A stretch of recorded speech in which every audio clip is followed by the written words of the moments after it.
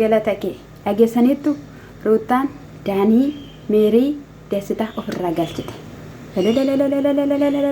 irra deebi'uudha dhugaa rabbi garaa koo nageessee na gammachiiste isiniin jechuu barbaadan in turte yaa ruutaa gaa'illi keeyyuu meen diigamu osuma nama siif hin taane osuma nama siif hin yaane of biratti galchuu baattee sagalee isaanii dhagahuu baattee jecha isaanii dhagahuu baattee ta'ee Abrahaamidhaan hin dhabdu turte jechuudha dhokiyyanna har'ayyuu ta'eera taanaan adeeme dhaqanii gaafa nama tuttuqan namni ani irra caalayyuu kan sodaachaa fi ture Abrahaamiif ture aarii gaafa jedhe obsee gaafa jedhe ani dhugaa lubbuu isaati maaliif jennaan yoo jireenya koo hin barbaanne ta'eera ta'e lafitti kana siniif hin gadi dhiisadha yeroo wayii deebifa biratti dubbatee ture jechuudha namoonni sammuna sana bal'ee sudaanii akka jiru hin beektu jechuudha kanaaf iyyuu waan gaarii goote waan bareeda goote innaa ashama akkam jirtu hordoftoonni kiyya qaalii sin gaafadheera garuu nagaa ani sammuu koo nagaa miti dhugaa dubbachuuf sammuuna kana waaqayyoommoo waan hundumaaf iyyuu gaariidha siniin jechuu jaaladhaanii viidiyoota darbanillee xiqqoo dhaggeeffadheera garuu himmoo jechuudha irraa dubbachuu hin dandeenye ture mataan keessan dhukkubaa ture anis yaanni koo gara biraa ture jechuudha egaa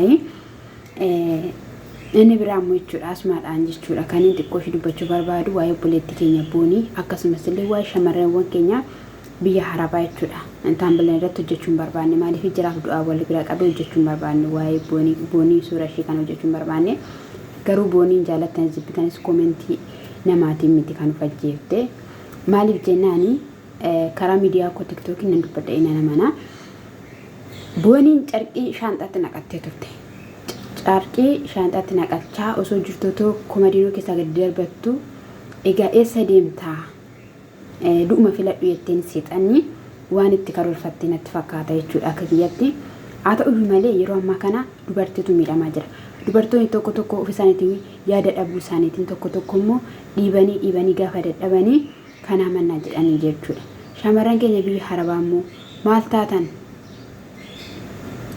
maal taatan rakkoon keessaa maayinni siniin jedhame du'anii jireenya hin argan jiraatanii jireenya argu amma sinii danda'amaa ta'etti alatti nama gargaartan sijjammar nuti alatti nama gargaartan karoora baafadhaa jedhamna miti karoora hin qabu ani yoo fi kiyyaaf karoora hin qabu dhugaan siniin jedhee jechuudha gargaarsa waaqaatiin malee akkana nufi kiyyaa hojjedhutti aniyyuu nama boolla du'atti adeemudha kanaaf iyyuu nyaatameeraa hojjedhee na darbuu didee dadhabeeraa jettanii lubbuu keessanii balleessinaa hanaadhaa dhugaa dubbachuuf tanaan obboloota koo kana dura kaleessa dubbadheera dhukkuba waggaa jaabaadheen jechuudha hojjechaatu jira miila koo suura irratti poosti godheen ture yeroo tokko jechuudha hanga har'aatti jechuudha ilaa gaafan dhaqee jechuudha na nyaata gaafan dhaqee arrafachuu barbaadu yookiin immoo gaafan ciisu jechuudha obboloota kiyya akkasitti dhaniin wayi irratti sana qalee akkasitti miilli koo kan inni bulu akkasitti yoon akkasitti noormaali ciisira ta'e bishaan na naqata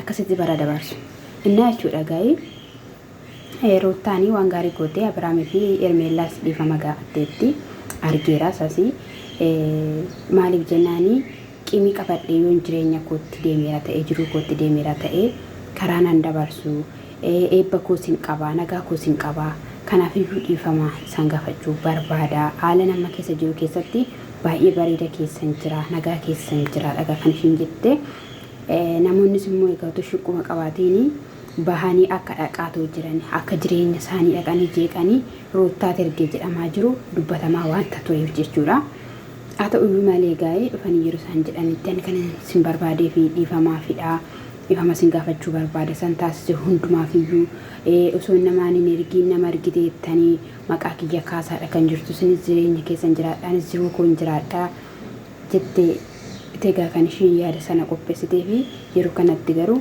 isaanii namanne dhugaadhaaf hin jenne waan biraa irratti kaayyeeffataniitoo waan biraa hojjechuudhaaf nama jechisiisa ture aniyyuu akkas jechaan ture maaliif dhiifama gaafatti akkuma Efreem gochuuf immoo maayinni sammuu keessatti xiinxalaan ture garuu immoo viidiyoo isaanii har'a ganaman argee jechuudha maaliif jennaan anaalan turre dafeen galee waan ta'eef ni ilaalle har'a ganama garuu yeroon ka'ee ilaalu isaaniidhaan jireenya isaanii keessaa dhiifama gaafattee osoo hin taane bakka akka shin saawwanni itti iddoo yaatan turan egaa jireenya ishee keessa isaan baasuu isheetirraanii wanti kun dhugaadha jedhee fudhadhe jechuudha. Innaa baga dhiifama gaafatte. Dhiifamni waan baay'ee nama gadi gallakkisa. Namni amina garaasaa keessaa qabu hojjetus hin darbuuf, dubbatus dhugaan ta'uuf, uffatus hin bareedu, nyaatus sugan argatu. Wanti baay'een sammuu jalaa qabama. Nama asiraatii akka amantaa isaatti hin kanfalle jedhaati. Nama laphee dhiifamaa hin qabne jedhaati. Nama inaafu jedhaati. Yoomiyyuu garri hin darbu. Yoomiyyuu ama namoonni baay'een hin hojjetu akka wanti isaan irra kaa'u mana waaqayyoof hin kennanii gargaarsa namaaf hin taasisanii bakka simmuma jedhanii akka wanti isaan irra kaa'achuu barbaadu. Garuu gaafa dhaqanii ilaalan akka wanti isaanii zeeroodha. Maaliif jennaani wantichi aminaan guutameera. Wanti aminaan guutame karaa namaan dabarsu beektu. Kanaafiyyuu dhiifama gaafachuun kee tokkoffaa sammuu dhala keetiif iyyuu nagaadha.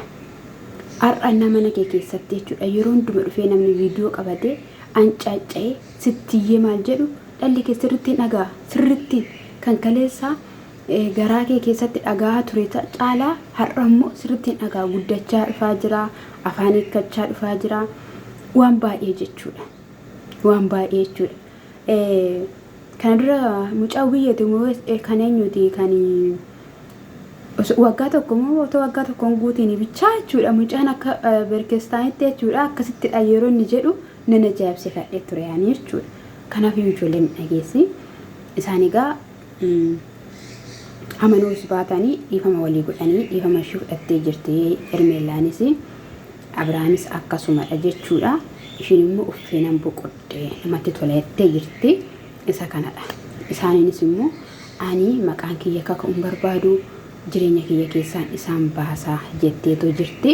Isaanis dhufanii dastaan isin dhufee akkatti dubbattu wallaaltee mummu'amtee afaan keessa qaqqabattee gaafa jettu egaa akka jechuudha waan hundumayyuu meeriin ishii gochisiisaa turte jechuudha kan ishiin dubbachaa turte jechuudha.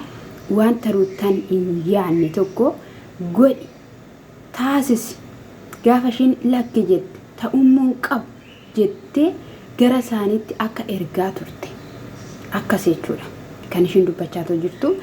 Innaa waan hundumayyuu balleessaa hundumayyuu gara kootti kanatti dhiibaa jirtu maal jecha jetteeni ani jalqaba irratti dhiifama gaafadheera Abrahaamii fi Ermeellaa. Ati moo maal jettee dhiifama gaafatta? Maaliif dhiifama gaafatta? Maal sila ta'eefidha? Nu ina lagaa nu goote maalidha? Nuti siif jenneeti obbolummaa keetii fi biyyochee nutti machaa turte miidhamtuudha jenneeti dhala qabattee jenneeti biyyocheetti machaa turte maal ta'aa turte? Namna jedhee daaninnis ishinis akkasuma jechuudha itti qabachuudhaaf iyyuu jechuudha itti wanni jettee jechuudha. Meeriin jechuudha dhugaa dubbachuuf jireenyi ruutaa kun nama sodaachisa. Maaliif jennaan magaalaa Finfinnee kana keessa waan baay'eetu jira. Waan baay'eetu jira. Utaatumaan godhin yoo ta'u cal jettee mana kee teessuyyuu jechuudha mana keetti dhufanii jechuudha waan adda asirratti taasisanii kan deemanidha jechuudha. Natti dhumnaanii dhokadhee taasifeetu jira jechuudha. Naayi isa kana dhagaa akkasitti dhaawwixisanii akkasitti dhaalolanii maal jedhanii jechuudha. Hin barbaachisu jechuudha. Maaliif jireenya isheetu jiraata waan ta'eef jechuudha. Maal jechuudha jireenya kee keessa hin jiraadha. Jireenya kee keessaa hin bahu jechuudha. Dastaas Daaniinis Meeriinis ila sirri Amaarኛ ከህይወቴ ውልቅ ብላችሁ ውጡ jechuudha. ይሄ ነው የሚያስፈልገው kanadha በቃ dubarteechu kana dhugaa rabbii kanadha በቃ kan barbaachisu kanadha. Maal hodhu jireenya kee keessaa atiyyuu bormee koo namoonni akkana deemanii akkati lubbuu kee balleessitu godhu sadgaan siin jedhe bakka laachuuf hin qabdu dolaachuuf hin qabdu bakka nama tokko wala faranjii wala yuunis hin barbaachisan dhala kee faana kun jetteeyyuu qaxxi godhiti jiraadhu jechuudha. Yoo danda'amaa ta'e immoo boru jireenya harawaa waca sanarraa nama waca sanarraa adda ta'e nama garee sanarraa adda ta'e faana jireenya kee jiraachuu hin dandeessa jechuudha. Amma wanta ati goote kun jechuudha borummoo biraankiidha jettanii moo dhufuu baattanii luuliidhaaf qabbanadha. Tokkoffaa Abrahaam nagaadhaan dhufee mucaa kee ilaalee jaalalatti agarsiisee waan si gargaaru malu sadda waliin jiraachuun mallis illee si gargaare yerootti ba'uun ta'a jechuudha.